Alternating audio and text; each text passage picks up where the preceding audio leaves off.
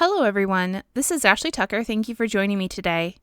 Today I have a Christmas card to share with you using a brand new stencil from Simon Says Stamp.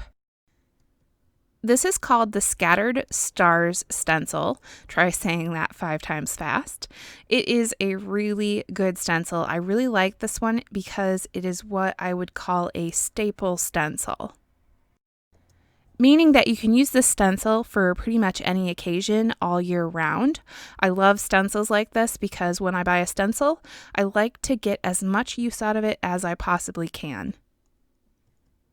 So I taped the stencil to a piece of cardstock, and this piece of cardstock is an A2 size piece of Neenah Desert Storm cardstock, which is a really nice craft colored cardstock, and then I taped that whole thing to a board. I have some Ranger texture paste, and this is the transparent gloss texture paste, so it dries clear and glossy.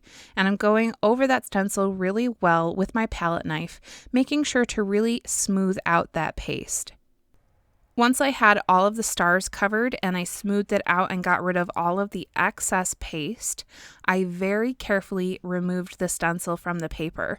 You want to make sure to do this right away before the paste dries. Then you want to immediately wash your stencil off with some warm water, as well as your palette knife. If you don't wash it right away, that paste is going to stick to it and ruin your stencil. After I finished washing my stencil, I came right back and I got out this unicorn dust glitter from Simon Says Stamp, and I poured that over the top of my cardstock, and because that texture paste is still wet, it's going to stick to all of those stars and make them really sparkly. I picked out this tag die from the Nested Tags die set from Simon Says Stamp, and I put that on a piece of vellum and ran it through my die cutting machine. And then while I had my die cutting machine out, I took out this other die from the Joyful Frame die set, and I cut that out of some Neenah Solar White cardstock. Now this Joyful Frame die actually does cut out the letters and the frame, but I didn't want them to be separated, so I made sure to place my foam tape so that all of those pieces would stay together, and then I popped up that whole thing onto the vellum tag that I cut out beforehand. Luckily, when I was doing this, all of the letters stayed in place, so I didn't have to replace them, but if they do fall out, you can just put them back in after you add the foam tape. Once my starry background panel was completely dry, I used my trimmer to cut it down to 3 3/4 by 5, and this is just because I want to have a border around the edge when I put it on the card base. Speaking of card bases, I made an A2 size card base out of some Simon Says Stamp Fog cardstock, and then I popped up my starry panel onto that with some foam tape. I used some liquid adhesive to adhere my tag onto the front of the card, and I made sure to hide all of that adhesive behind the square on the bottom of the tag, and I also added some adhesive to the top where the hole is, because I know I'm going to be putting a bow there and that adhesive will be covered up. For that bow, I picked out 3 pieces of twine. One of them's kind of a silvery white color, one's a sage, and the other one's kind of like a beige.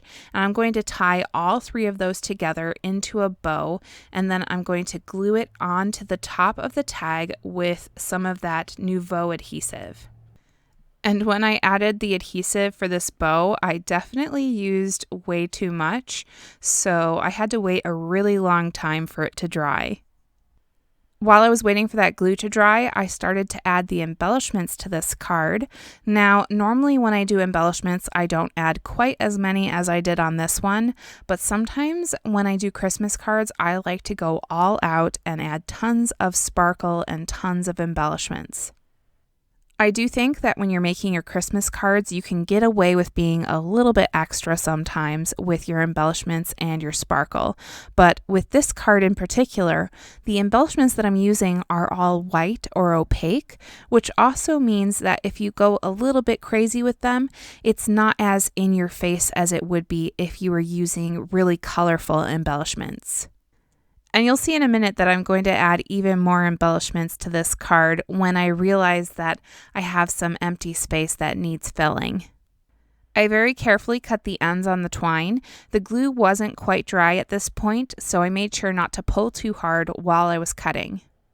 While I was looking at my card, I had this thought that it might be nice if the edges on the craft cardstock had a little bit of white blended onto them to make it look kind of frosty. So I took a piece of Post-it tape and I covered the edge of my card base so that I don't get any ink on it. And then I used unicorn white pigment ink from Hero Arts and I blended that along the edge. At first I used a blending tool to add the ink, but after a little while it was just easier to use the pad directly on the paper. And I really like the way that this turned out. I think it kind of adds to that cold winter wonderland feeling that the card gives off. Here's where I decided to add a few more embellishments to the card. I thought that the space on top of the tag looked a little bit awkward and it just needed something. So I added a couple more embellishments to take up that space, and I think that that really helped the whole look overall. And that finishes up this card. I really love the way that it turned out. This kind of woodland wonderland style is very much my Christmas aesthetic this year. Thank you so much for joining me today. I hope you really enjoyed this card design and that it gave you some ideas for your Christmas cards. I do know that it's been a little while since I did a video on this channel, but I do want to start getting back into it again and maybe talk a little bit about what's been going on and where I've been. Again, thank you so much for watching, and I'll see you next time.